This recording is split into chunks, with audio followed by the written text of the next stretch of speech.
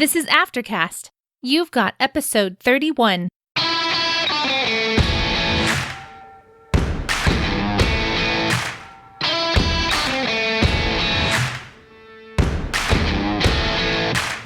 Hello, this is Brandy Venzel, and I am pleased to welcome you to Aftercast, the audio companion to the Afterthoughts blog.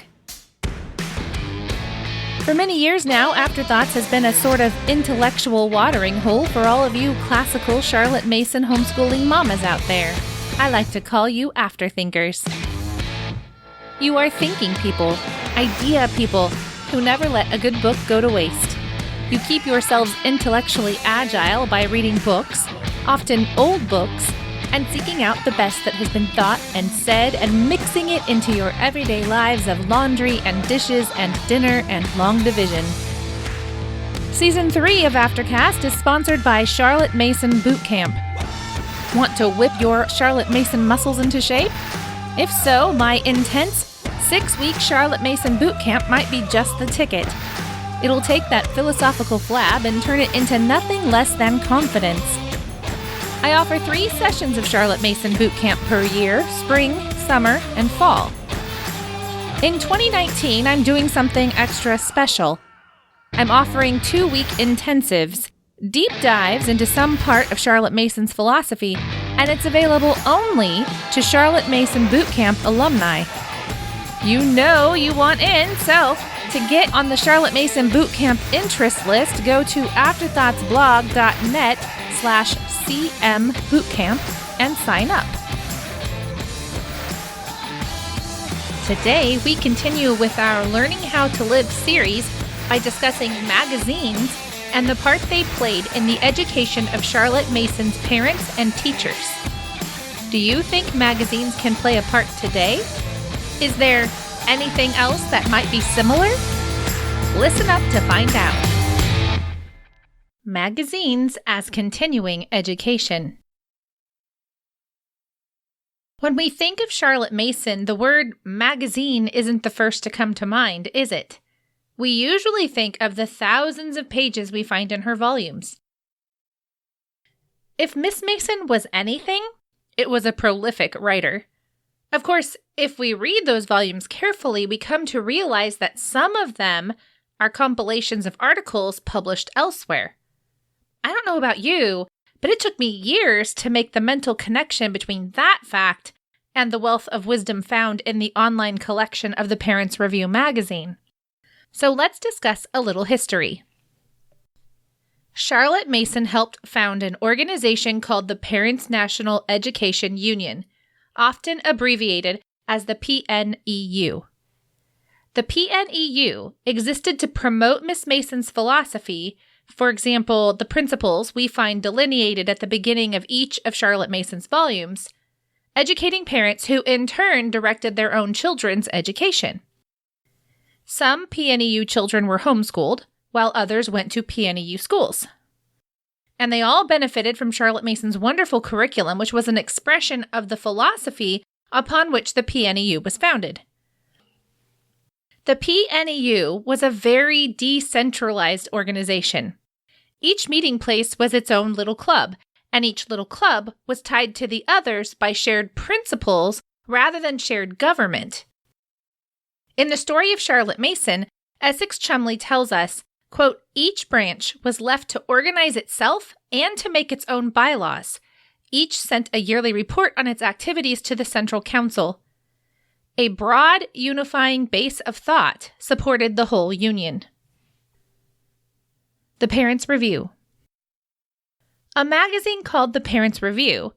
Many of the old volumes can be found and perused for free, compliments of Ambleside Online and our many volunteers.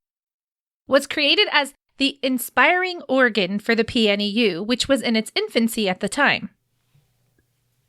According to Charlotte Mason herself, it was feared that without something like the Parents' Review to ground the PNEU, the whole thing could potentially become, quote, a mere tool to the hand of every educational faddist who had a theory to advance. Now, the PNEU owes its vitality to the fact that it is a propagandist society, existing to disseminate certain educational principles. Such a society must obviously have the means of communicating month by month with its scattered members, must guide the progress of the movement towards the end in view. The Parents' Review was supposed to raise common thought on the subject of education to the level of scientific research, give parents some basic principles that would help them form their children's characters, keep parents in touch with the best and latest thought on all those matters connected with the training and culture of children and young people. Essentially, the Parents' Review was a partner with the parents as they grew in their understanding, as they became better equipped to direct their own children's educations. L'Umile Pianta. Another lesser-known publication associated with Charlotte Mason's name is L'Umile Pianta, and I really hope I'm saying it correctly. It is Italian and I know nothing, so there's a chance I'm saying that wrong. This was created by the students who graduated from the Teachers College at Ambleside.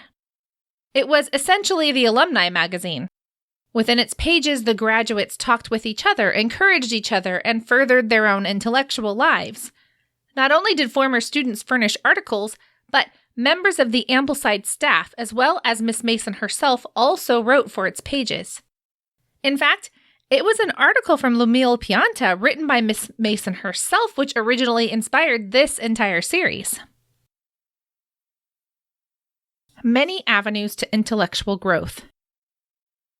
My point in this series has been to explore all the ways in which Miss Mason and her associates nurtured their own intellectual lives. These two magazines were one of those many ways. We see that whether one was a parent or a student, one was regularly reminded of the basic principles as well as new and living thought. I'm going to go into this more in future posts, but for now, I think that if we're trying to apply this to today, we could include blogs along with magazines. Not all blogs, of course, but certain ones would fall into this category, I think. Next time, we'll talk about PNEU meetings.